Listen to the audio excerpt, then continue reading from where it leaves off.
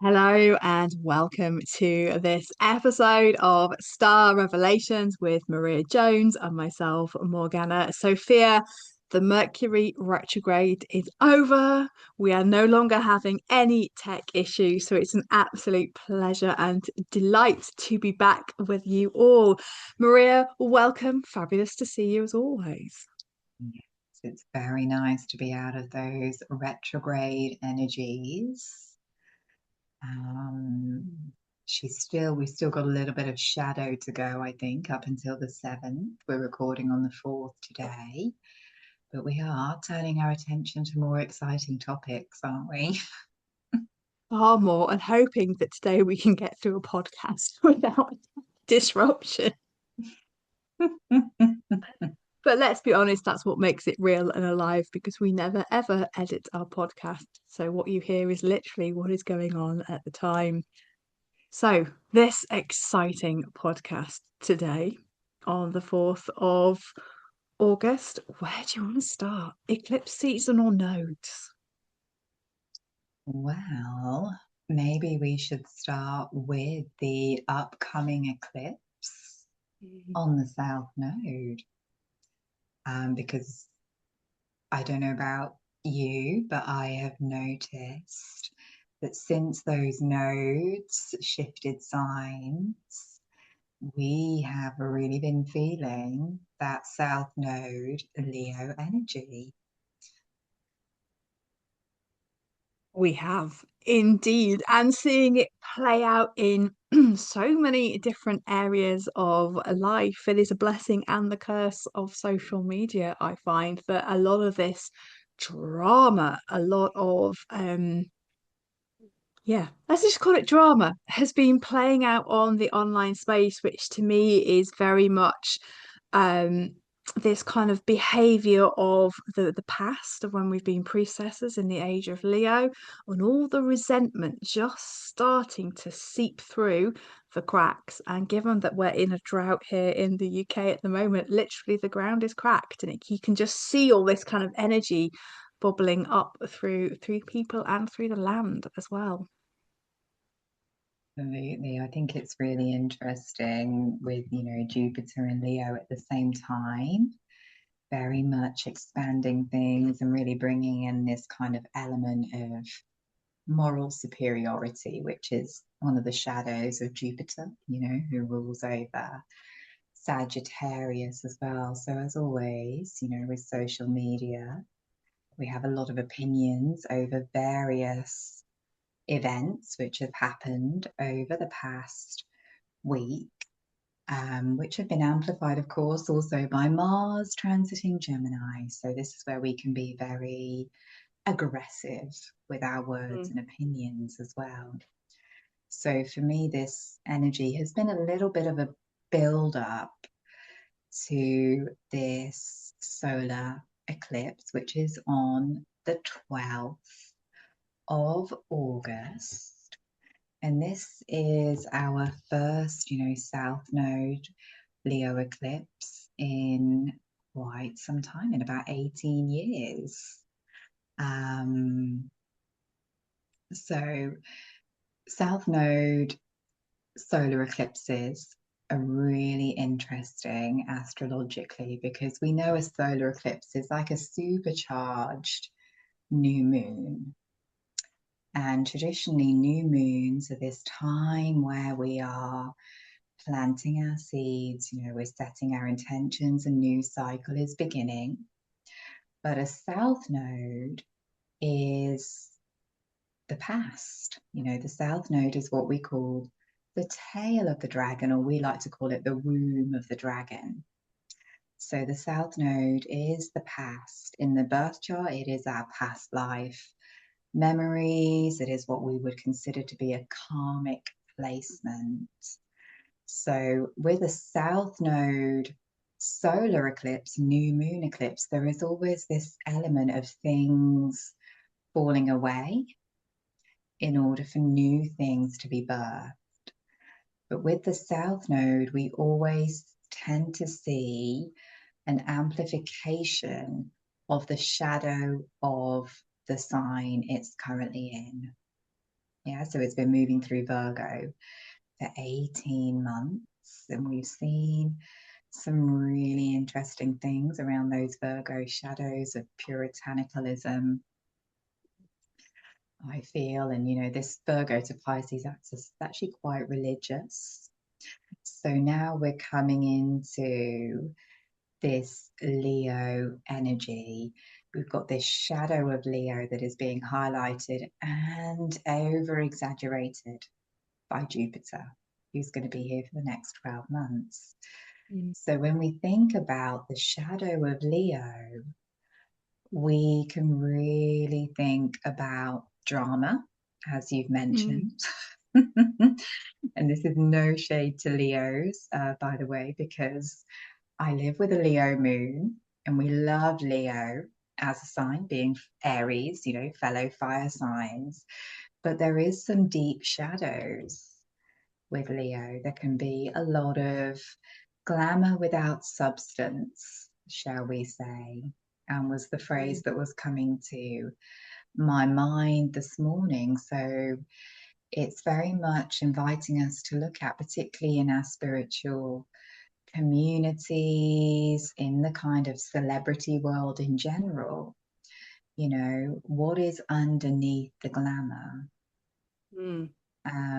What is underneath the image that is being projected? Because we've really created a world, I think, where spirituality is intersecting with performance now because of Mm. social media. So I think for all of us, we're constantly trying to find the balance with that, with showing up as our true selves, which is the positive expression of Leo energy, without it coming across as a performance. So Absolutely. yeah, Leo performance, theatre, and this superiority and hierarchy, of course, monarchy, Mm. hierarchy in all its forms is also a huge Leo shadow. And as you were talking there, the word that was really coming up for me as well is is arrogance. The kind of performative spirituality, which becomes quite arrogant, quite egoic, incredibly dramatic as well. And they kind of, oh, I can do this because I am special.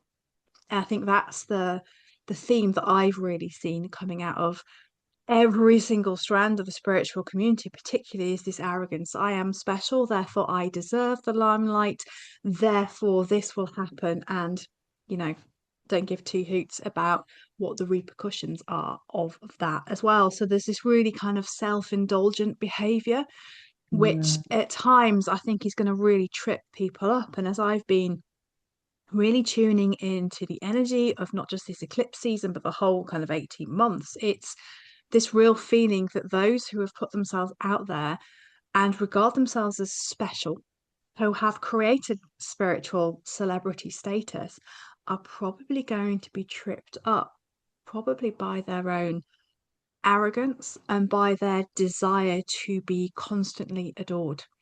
And then this is where we have to find that balance of being out there. You and I, we have to feed the algorithm, in order to grow our businesses, to grow the joint work we do together, to grow the podcast, we have to be out there. But there is a balance that at no point do we claim to be a celebrity. Oh, can't even say that word. But there are people who really feed off that self-indulgent, dramatic kind of behavior. Essentially, the more that we feed them, the more that really grows. And I think we're going to see something that I've been talking about since I think it was 2023. I did a video on YouTube a long time ago, this real spiritual shakedown. It's like we're panning for gold, and everybody who is overinflated just drops through, and then we'll actually see what is left. And that essentially are people who are just going about their day, who are sharing knowledge and information as teachers, as knowledge sharers, but in a very equal status. So I think it's going to be a really fascinating almost grab your popcorn and watch. And do not anybody get involved in the drama because it just adds fuel to the fire. And I think at this new moon as well, we've got Sol, we've got Luna, we've got Jupiter, but we've also got Mercury sneaking into Leo as well, which could really inflame and expand those kind of behaviors, but also the words that could be used as well. It's going to be a lot of look at me behavior.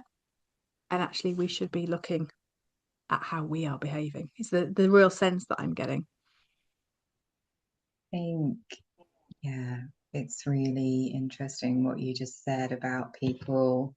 And I think this is the thing with social media, isn't it? People get very attached to the likes or the adoration that they receive. And for me, that is one of the deep lessons of Leo.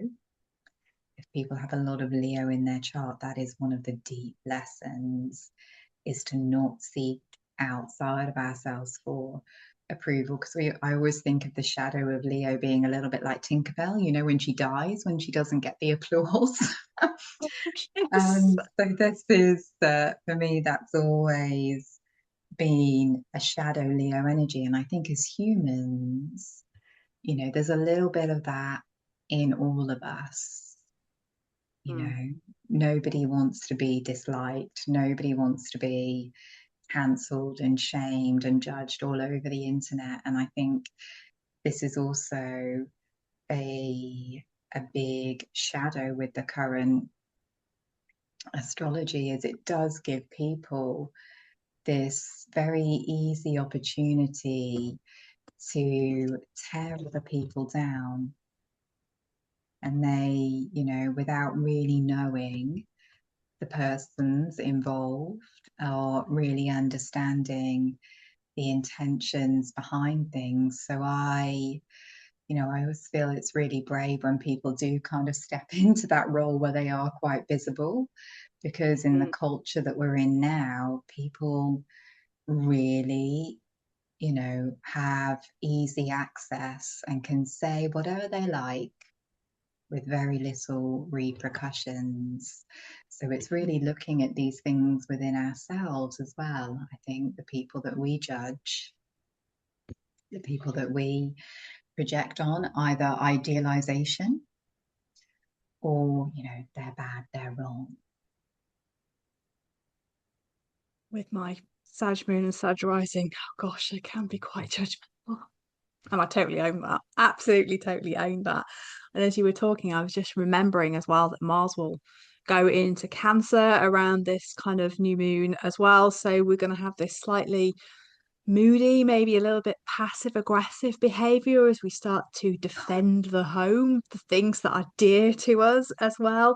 But it's square Neptune. And I was just thinking, gosh, that really is that chasing rainbows, isn't it? Because it's just like, oh, here are my goals. I'm going to chase a few rainbows. But I can just see that really making us feel the illusion of Neptune meets the fire of Mars, and it's just this, it feels a really sticky energy actually. And of course, Saturn at some point in her retrograde, haven't got the dates, sorry, I'm a bad astrologer, but she'll come to square Mars as well. So it's just like, oh, there's some really curious kind of chasing rainbows, but having freedom and finding this new framework. And essentially, is all looking at what are the goals that we are chasing, are they delusionary goals? What is it that we want to be here to achieve? And yeah, the phrase chasing rainbows just keeps coming to my head. And I think we're going to see people who are chasing rainbows as opposed to having grounded structure of sharing and knowledge. I'm quite interested in how that square is going to play out, actually. Um, so it'll be square to our sun as well. Yeah, we were talking before we came on actually, and I was saying I always struggle when the planets are moving through Cancer because it triggers loads of squares in my chart. And as we know, we are a little bit more, you know, fiery and Saturnian. So it's always a really interesting sign. It's a lifelong journey, I think, for me to try and integrate Cancer energy. And we all have this in our chart, you know, we all have places where we're just like, oh, you know, because it's unnatural to us. And these are the key points that we need to work with, as I constantly tell people in the spiral, and I'm constantly trying to do myself every Cancer season.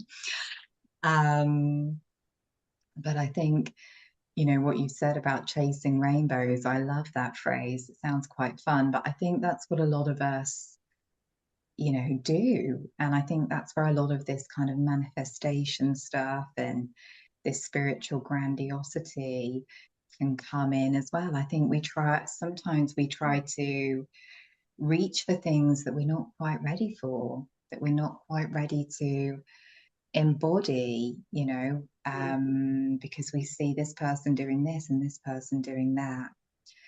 And for me, I always try and bring any intention that I have back to, why am I doing this?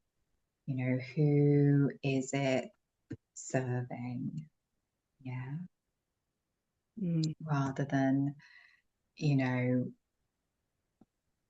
what am I going to get from this? Because I think that's the natural human desire. And I think Yeah. where we are in the world at the moment as well, where there's so much fear around scarcity, there's so much fear around loss of security. I think, you know, it's driving this kind of spiritual consumerism to the next level. And I think this nodal axis is really going to highlight this because, of course, you know, for better or worse, now we're heading into Aquarius.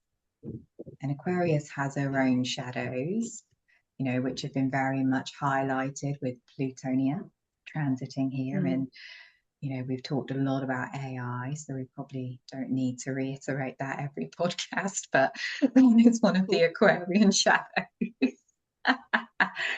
But when we look at her in balance with Leo, you know, she is the remedy to these leonine shadows, and we are at this halfway point of the precessional cycle now, so there's a lot that needs to be balanced on this axis. So Aquarius is really about recognizing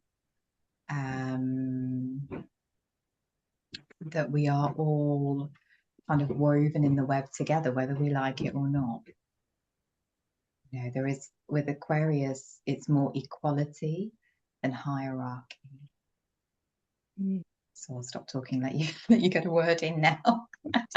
There are 2 points I'd like to make. I'll make the first one is because that Plutonic energy, as we go into that new moon solar eclipse, Pluto goes out of bounds as well until from 12th of August to the 10th of December. So that for me, and particularly because you and I are very deeply Saturnian and Plutonic, you know, we hang out in the shadows because that's where we feel the coolest.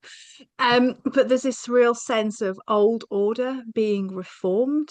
And that for me is the spiritual old order as well. The way things have been done, say, since 2012, is going to have to shift and change to reflect the changing energies, but also to reflect this age of Aquarius as well. So I think some of us are going to really feel it being quite extreme and quite exaggerated as Pluto moves out of where she should be and she brings in this energy of transformation. So I think we're gonna, for those of us who are really tapped into that energy of Plutonia, I think we're gonna really see the extremes of these kind of behaviors as well, of this celebrity status of, you know, and as you said, you know, why am I hosting an event? Why am I doing this?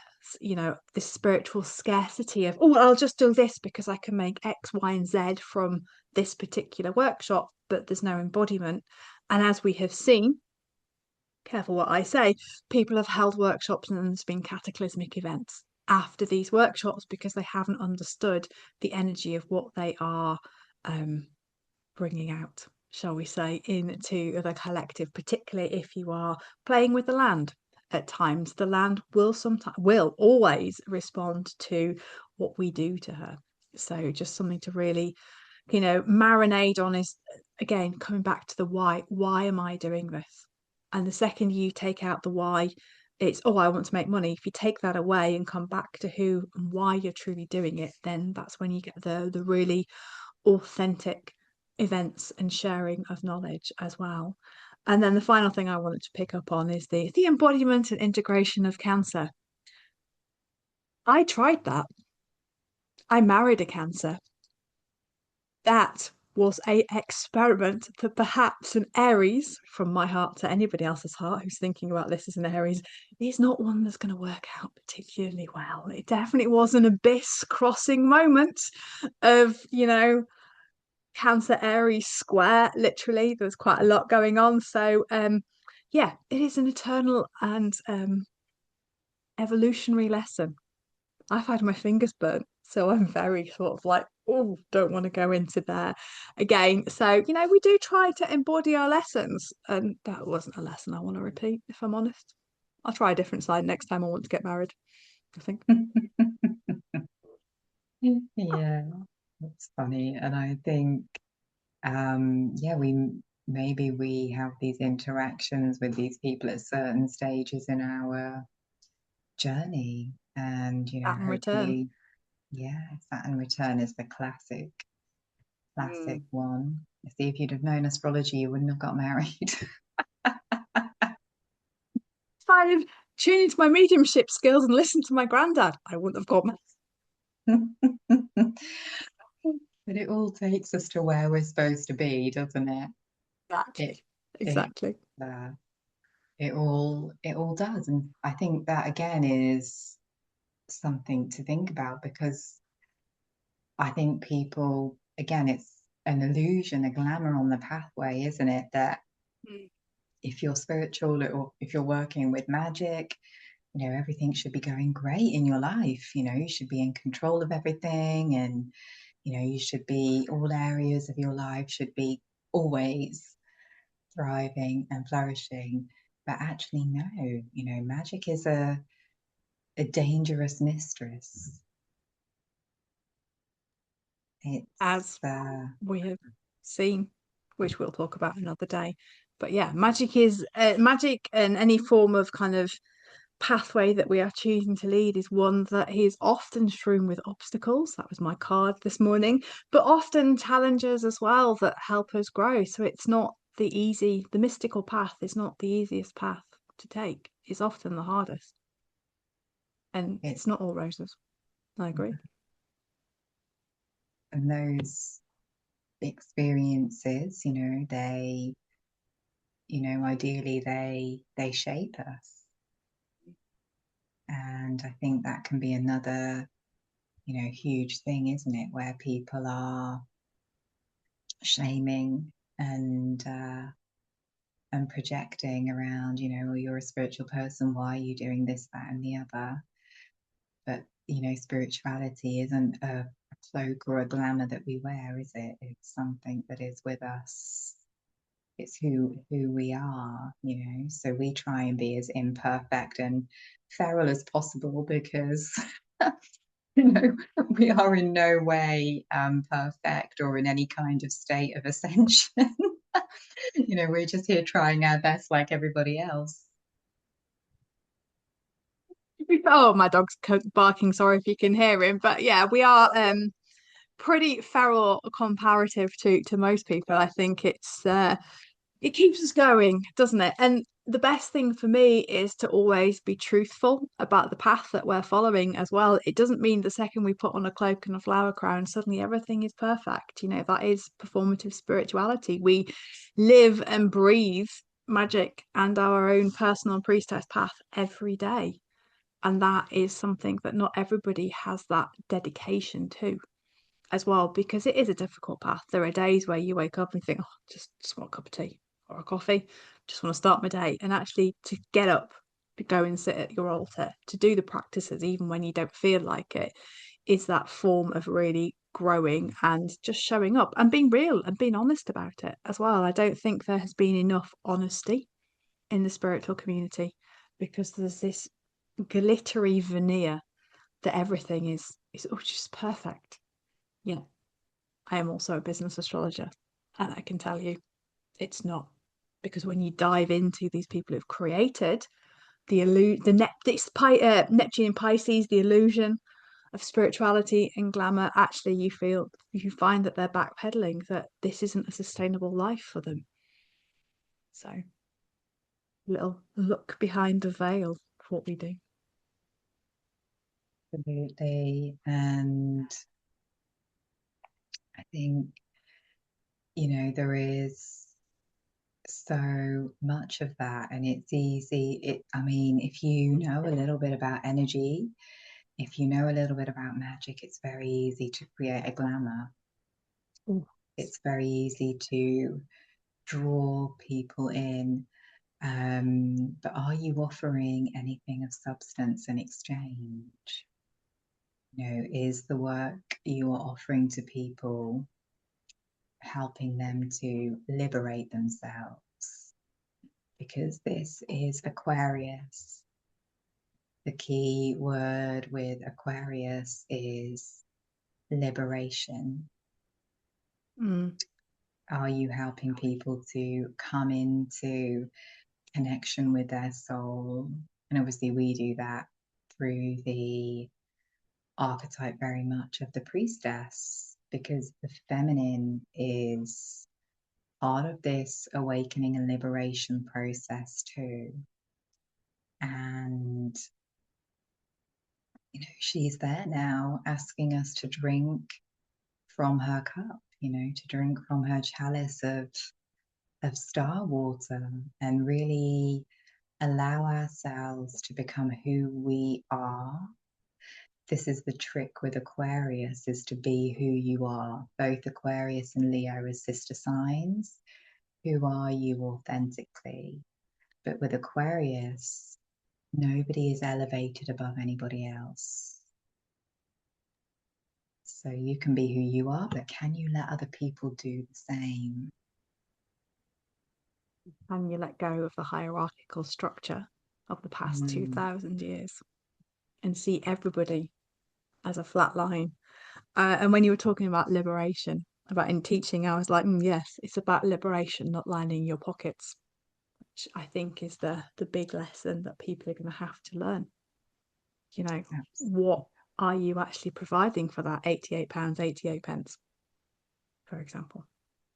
Um, so moving on a little bit, maybe just touching on that full moon in Pisces, because that full moon is going to be one of the last eclipses on that Virgo Pisces axis. And the energy that I really get from him is a real clear out, but it's square to Urania as well. So that feels very disruptive eclipse season, because there's a T square formed with Urania. So it's like, this new moon in Leo sort of rips it all apart, and then this T square with Urania just at the full moon in Pisces just disrupts.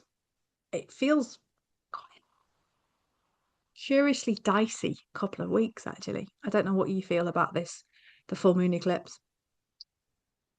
So for me, eclipse seasons are always a practice of surrender. Eclipses, very important to the ancients. Many of the stone monuments, again, going back to Mars in Cancer and the land and the homeland and the ancestors. Many of the stone circles are built to align with what we call metatonic cycles, which are 19-year lunar cycles, which are very connected to the moon's nodes and eclipses. So the ancients really, really placed a lot of significance on these eclipses and the 18 and 9-year cycles that they move on. So I think eclipse season for a lot of people can bring up a lot of primordial fear in general, because again, people don't like chaos, people don't like change, people don't like to look at their shadows. But the ancients, I believe, also knew that this is a time when the veils are very thin. Mm. Yeah, so the gateways to the astral realms are very gossamer thin during eclipse seasons, which is not super great considering the current astral activity. surrounding the Earth. So there is a sense with eclipses of, oh, but really, as long as we stay in our sacred energy space, you always find you have to do extra clearing and ritual usually during eclipse periods, and especially at the time of the eclipses, it's good to be in a sacred space. But in general, I think eclipses are portals where we can move through things very, very rapidly. So we can look at an eclipse season and think, oh, it's chaotic. But all eclipse seasons are chaotic, and they're designed to be that way. But the eclipse in Pisces, I think eclipses in Pisces are very much about dissolving. Mm. Pisces is really that sign of the abyss, isn't it? Where everything has to fall away, everything has to be dissolved before you can be reborn with Aries. So this is the final Pisces eclipse of the cycle. We will have one on this axis in Virgo in February of next year. But this Pisces one, I think it really asks, what do you need to let go of? Where Mm. are you in that energy of perfection? Pisces is the opposite to Virgo. So where are you in that kind of critical, everything has to be perfect, everything has to be this way kind of energy? And where do you need to kind of surrender to the primordial chaos, which humans do not like to do? We seek the mystery, but we're scared of the mystery. Mm. And I think surrender in this chronological age is difficult. It really is. The fast pace in which we live. If we think about when I started work, when did I start work? 2005, 2006. I had a personal mobile phone. That's all I had. I rocked up in the office. I did my work, came home. There wasn't really much social media. Then I got given the BlackBerry. Love my BlackBerry. Oh, yeah, I we love the know. So I BlackBerries. could have BBM. emails. Oh, so good. And then there was the iPhone. And then suddenly you went from being 9 to 5, for example, to being 7 to 7, 7 till 9, constantly contactable, which meant that that surrender, that space that you had has decreased. And this is from a working perspective. But if you apply that even to those of us who are now self-employed, we're constantly attached to that thing on our hand, aren't we? That we're scrolling through all the time. So that lesson of surrender and finding order and kind of just allowing the energies to move through us has almost become a luxury, but it's also become a forgotten art as well. And it's just really thinking about that, you know, clearing out. But for me, as you're talking about that full moon in Pisces and surrendering and what needs to be let go of, to me, that really brought up that strong Magdalene energy as well of actually surrendering and allowing the age of Pisces to go, to no longer hold on to it, to no longer hold on to the expectation. Just let it go. Let the primordial waters, let Goddess sweep it away because there's new energy to come in. But the more that we cling to it, the more that we hold on to the patriarchal structures, the more we're going to find that eclipse season really difficult. And I think for some people, it is really going to be about surrendering and relearning how to surrender. But there's something definitely coming through about that kind of sweeping away of the old kind of Magdalene teachings, essentially, and allowing the newness to come through. So I'll be really curious to see what happens at so many different levels for so many different people because we don't want to touch on it today, but obviously there'll be some geopolitical shenanigans as well. But to me, that also suggests there's a little bit of clearing out around the church as well. That's the sense that I'm really getting at the moment. We shall see. We shall see. I think this is one of again, it's one of the key points of the year, isn't it? Mm. And then we're going, straight into a very powerful kind of Samhain retrograde energy, and then into a Mars retrograde. So, yeah, there is this sense of, we're on this very fast trajectory, and that's Aquarius as well, actually. Aquarius is like Yeah. zoom, it's the future, it's the visionary. That's why us Aquarian types always appear a bit weird because, Mm. we're a bit further in the future than everybody else. So yeah, there is that kind of radical revolutionary element Mm. to Aquarius, which is, resisting the hierarchical structures, which of course do involve the church, the politics, the royal family, obviously Leo, Yeah, absolutely. royals. Yeah. So there is all of that to be considered as well. But I think on a personal level, the Leo Aquarius axis is like, what is, your heart's expression? What are the things that you do for joy? Can we go back to, just creating without having to monetize and perform everything? Yeah, which is so hard, isn't it? Because we have built this structure, like you say, where we are online, we are accessible, and a lot of us do support ourselves through online work.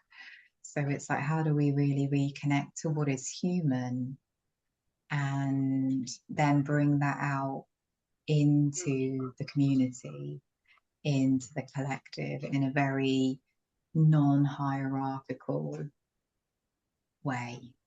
So it's a tricky polarity. Mm. Um, but I like to think of it as, kind of Sekhmet or Bastet, that kind of temple energy from Egypt, and then, Newt, Ariane Rod, that kind of star temple energy. Mm. So you have solar fire and StarFire. You have the kind of alchemy of that within you. And also Babylon herself, is a very leonine energy, very much associated with the lion, very much associated with riding the lion serpent, but carrying that chalice of Aquarius. So she really symbolizes this turning of the Aeon in so many ways. And I think, she is an archetype that teaches us how to be deeply embodied. She has quite a lustful kind of life force energy, but also she's very expanded. She's very Mm. cosmic.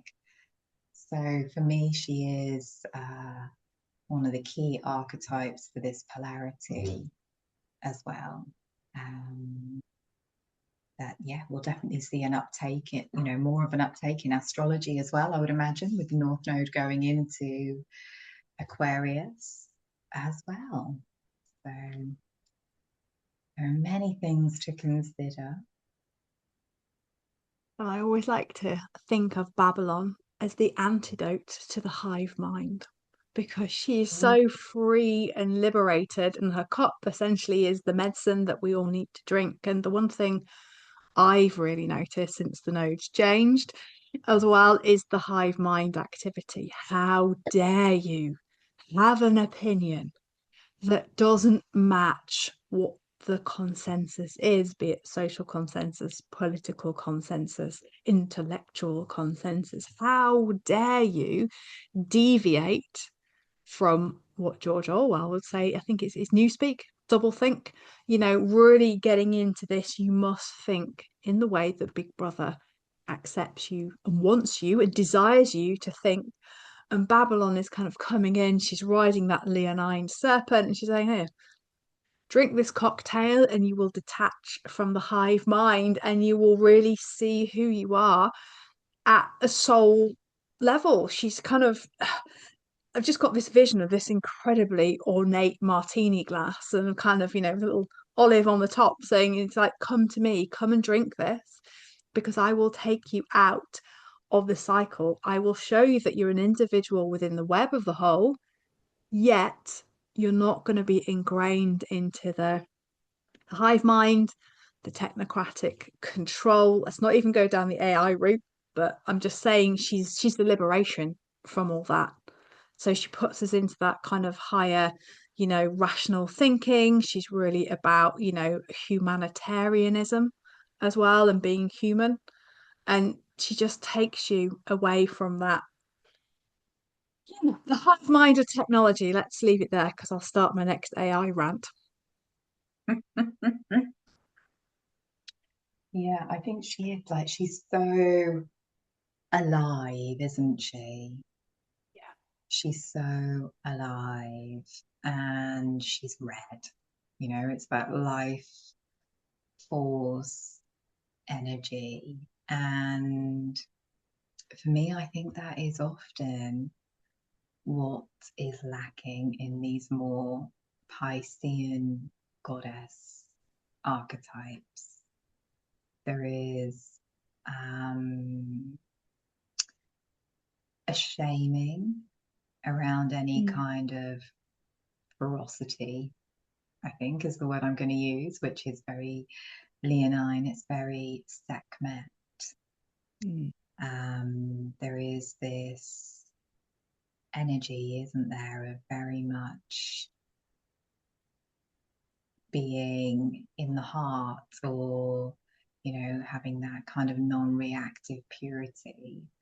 But actually, Babylon says it's okay to be angry sometimes. It's okay to want to experience life in all of its shadow and light. It's okay to want to experience, things which are taboo, which, can be related to the occult. But taboo is different for everybody, I think. When you say taboo, immediately everybody's mind goes towards, sexual activities. But what is taboo for one person, it might not be for another. you know Being taboo can mean, breaking away from expectations of what it means to be a good wife or mother, what it Mm. means to be a good priestess. So it's all of these, like you say, she kind of liberates us from all of these ideas that we have, and these ideas have been formed in religion and New Age spirituality for so long. But we're not really living, I think, because we're cutting off parts of ourselves. And I think you're right. Taboo for us all is very, very different. I used to work in a pub for years. Since I was 14 to about 22, student life, I used to, and I don't know if anybody remembers, there was a drink called Taboo. And the marketing slogan was taboo, break a few. So I guess this is our invitation to you to think what is taboo to you and can you break a few?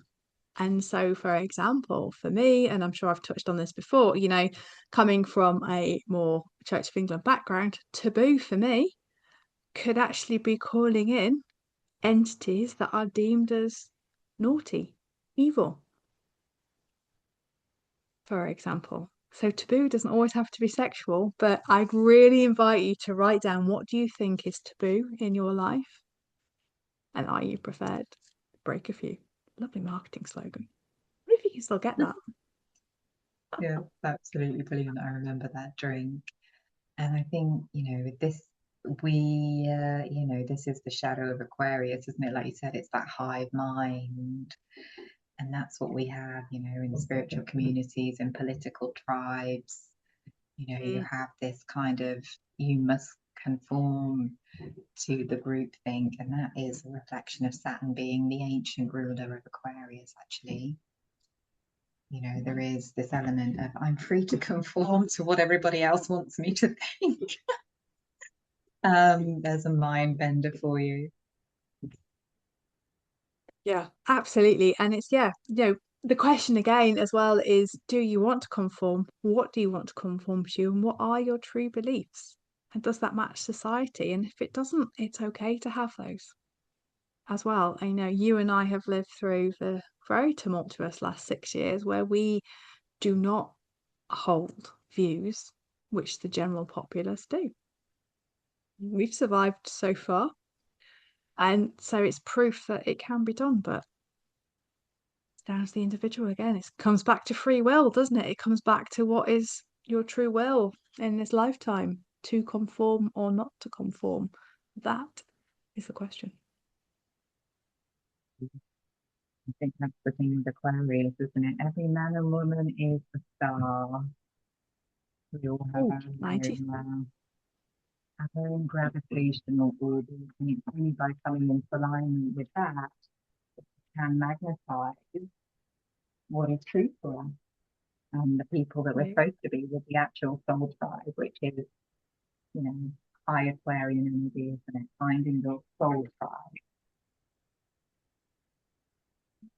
And I think on that, every man and woman is a star is a really beautiful way to end, actually, for you to go away, contemplate your taboos, and start like self, Maria.